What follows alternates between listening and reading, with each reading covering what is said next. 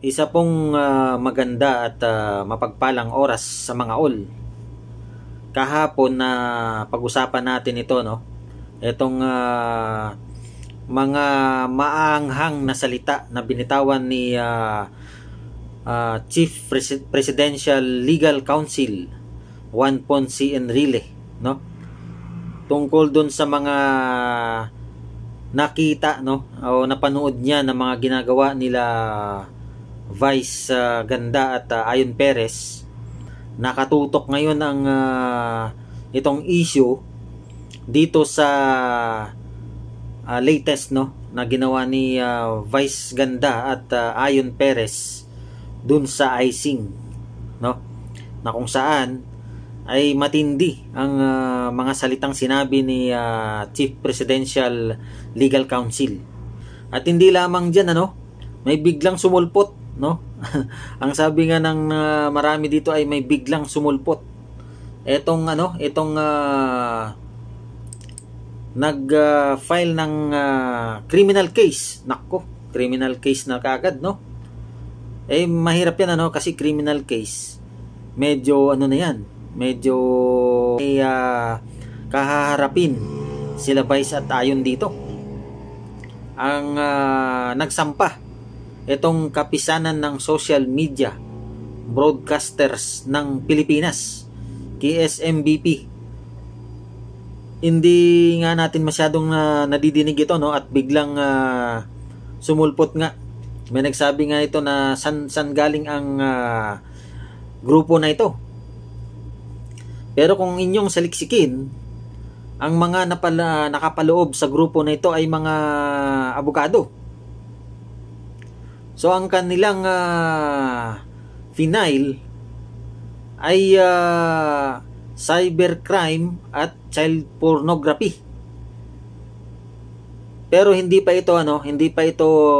nila ini-reveal kung ano talaga, dahil ang sabi nga bukas ay magkakaroon sila ng press conference. So doon natin malalaman kung ano ba talaga ang mga isinampang kaso laban kay Vice at Ayon. Matindi yan, ano? Kasi may kaharapin na silang criminal case, di ba?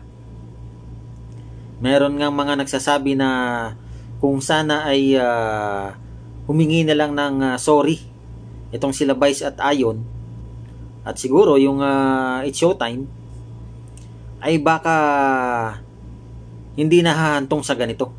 Maaring mapagbigyan sila. Pero kung pansinin natin, ano, 'di ba itong It's Showtime, hawak ito ng ABS-CBN. At ito ay inilalabas lamang sa GMA7. Noong January, meron na silang warning. Naulit ito nung June. Parang walang ginawa ang ano, no, yung either ABS-CBN or Channel 7. 'Di ba? Dapat nun sila nang nag-umpisang magsabi na, "Uy, medyo foul na yung mga binibitawan yung biro." 'Di ba? Kasi biro 'yan para sa kanila. Puro biro lang 'yan. Hindi nila masyadong siniseryoso. Kaya yung mga lumalabas sa kanilang mga bibig ay hindi nila alam, no? Kasi ang nasa isip nila pagbibiro. Sanay kasi sila diyan sa mga sa mga stand-up comedian na mga show. So kung sakasakali pala ay madadamay itong ABS-CBN at saka yung GMA7, di ba? Pero sa kabilang banda ay lalong sumisikat, no? Sumisikat itong It's Showtime. Lalong kasi pumuputok ang pangalan ng It's Showtime.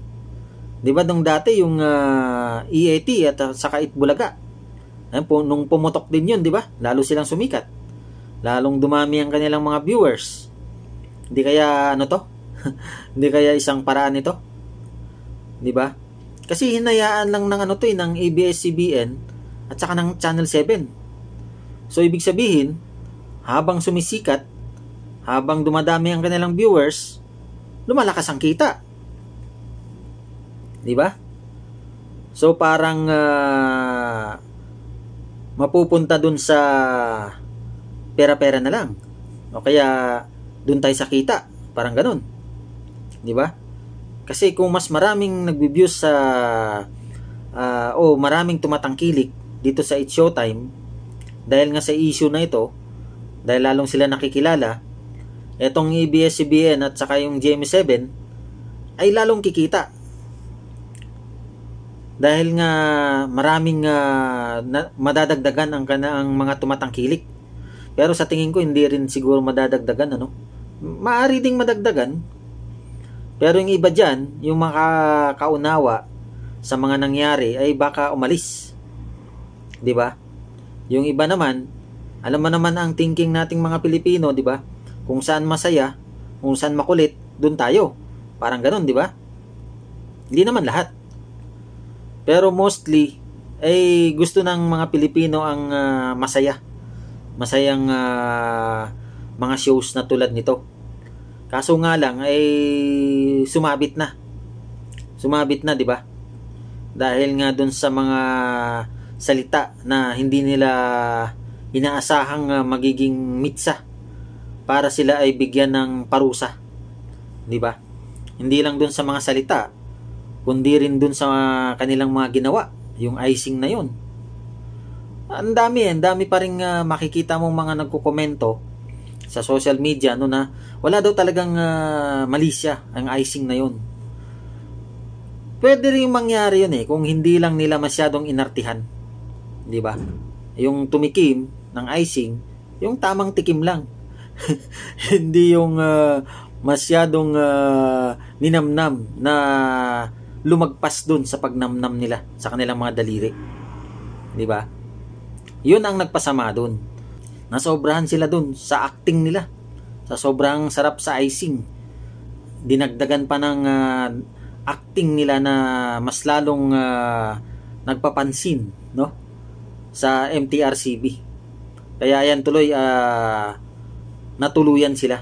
At hindi lang natuluyan ng MTRCB ay may kahaharapin pa silang mga kaso. Etong sinampa ng kapisanan ng social media broadcaster ng Pilipinas. 'Di ba? Yan ay cybercrime at child pornography. No? Medyo malalim na yung child pornography, pero siguro sa batas na ito isinampa na binasihan na sa pagsampa ng kaso ay alam nila yan. Kung babasahin natin yung batas na ito ay siguro mas malalaman natin. Pero tiningnan na natin yan, ano? Medyo mas pag sinabing child pornography kasi medyo mas na to, malalim na. 'Di ba? Pero kung ano man ang basihan nitong kapisanan ng social media broadcaster ng Pilipinas ay hindi natin alam. Dahil sila ay mga abogado talaga. So yan po mas maganda siguro diyan ay mag-sorry na lang sila. Pero malabo yan. Malabo mag-sorry yan dahil sikat sila Kaya pero pansin nyo, no, tuloy pa rin yung pang-aasar. Inaasar pa rin ni Vice Ganda, no, yung mga patutsada ng tulad nitong MTRCB at ng ni Chief Presidential Legal Counsel. No, may mga sinasabi pa sa doon na hindi po ako magtatakbo ng sa politika. Hindi daw siya magpopolitiko, si Vice Ganda. So parang inaasar pa rin niya. Mas maganda diyan ay tatahimik muna, no?